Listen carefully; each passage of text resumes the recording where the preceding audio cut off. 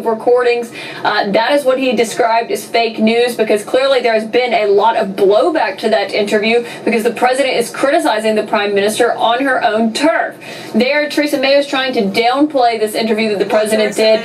He actually said something that we rarely hear from President Trump, that whenever he got to Chequers this morning and he first interacted with Theresa May, that he wanted to apologize, and she told him not to worry, that it was only the press. So we saw the two of them laughing there. But to be clear, just because the president may have said good things in that interview, he also said that her big rival would be good at her job and criticized one of the most important parts of her legacies here, something that could potentially upend her legacy as the prime minister, which is how she is handling their exit from the European Union. She has faced a lot of criticism over that. She's in a very politically weak position right now. You've seen two of her cabinet officials resign in the last few weeks. So for the president to come here to her turf to criticize her about that in a very big British tabloid, and then to say that the comments he said weren't what he said, even though they're quotes, is just simply a stunning reaction from the president that we just witnessed during that press conference, as he attempted to say that things were fine with his relationship with the prime minister when he spent last night criticizing her in an interview. But also, don't worry, it's just the press coming from the Prime Minister of the United Kingdom, somewhat echoing this fake news line that the president embraces so much. Nick Robertson, I wonder how that's going to go down in the UK. Well, there's a pretty vociferous press here, as we know, and they'll bite back, I'm sure. And there's certainly newspapers, as we know, that are willing to take on this prime minister and challenge her on a daily basis, on a rolling basis, by 24 hours if you read their websites. Look, I mean, I think we're left here with this question that Donald Trump is posing for us all. Which Donald Trump do we believe? Are we supposed to believe that he was a naive Donald Trump that went into this interview and this newspaper editor quoted him out of context and left things out? I mean, he said here that he'd really gotten to know Theresa May really well over the past 2 days, and she was really strong and really good and is doing a good job, and he'd rather have her as a friend than an enemy. Is he really wanting us to believe that 2 days ago he was utterly naive, that he went into this interview without realizing what sound bites might be used, what clips of what he said might be used? I find it hard to take that at face value, to be perfectly honest. I think what we're seeing here is the Prime Minister trying to save her political skin at home, is trying to save Britain's diplomatic place in the world. Theresa May is a skilled politician. She has shown incredible political survival skills within her own party, within the parliamentary process over the past year and a half. She has been underestimated in that regard, and I would say that after today she will perhaps continue to face the critics as strong as they are, but people will also look at this and be able to say, here's someone that can take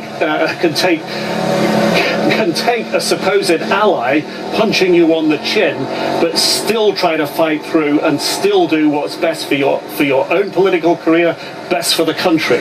So I think Theresa May comes out of this looking pretty well, because she's taken the diplomatic high ground rather than get into a spat. She didn't have much of a choice, to be perfectly honest. And yes, we have seen perhaps for the first time President Trump say he apologizes for something. That in itself is a rarity. That's one that will go down in Theresa May's book, I'm sure. But the reality is President Trump knew what he was doing and saying when he went into that interview, and it's very hard to backpedal now. John Kelly? Nick Robertson, thanks very much. Nick Robertson, thanks very much. We're seeing the U.S. president, by the way, leave Chequers right now on his way to Marine One. I'm flanked by Sarah Sanders, the press secretary. I see also the chief of staff, John Kelly, and the rest of the president's entourage making their way back to the helicopter. The president, of course, has not been in a motor vehicle inside of central London. He's flown from one location to the next location. A joint news conference here where we heard the president lavishly lavish praise on the UK Prime Minister after an interview with the Sun, Rupert Murdoch, on tabloid newspaper, really made lots of waves, and there was a lot of blowback there as a result of that article. But this was damage control times 1,000, with the president calling Theresa May a terrific, smart, determined, incredible woman with whom he'd had breakfast, lunch, and dinner over the last 24 hours, and so got to know her very well. So this is the scene at Chequers. It's a very different scene in central London. Nick Payne-Walsh is among protesters. Tell us what's going on where you are, Nick. Well, Harla, extraordinary large crowd here, right in the centre of London. This is the second phase of the march, bound towards Trafalgar Square, having started up just north of Oxford Circus here. But a deluge of protest. We've seen images held high, but that striking image of the separated miner on the US border held up by people here.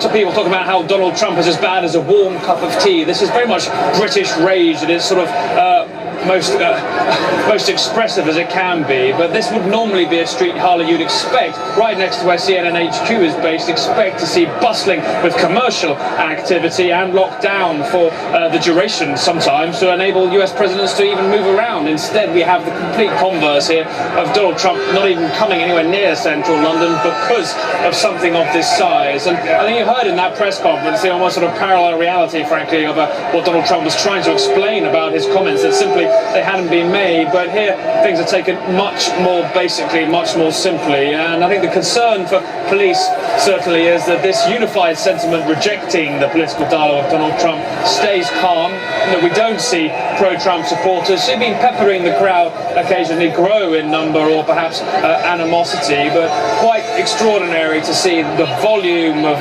protest here. They're doing their best to try and organise this here, but it's still huge crowd numbers. Nick Payne-Walsh, thanks very much. Nick in central London. That's going to do it for this hour. We'll have a lot more on the breaking news out of Chequers, the Prime Minister's residence outside of London, where the U.S. President Donald Trump and Theresa May just held a joint news conference.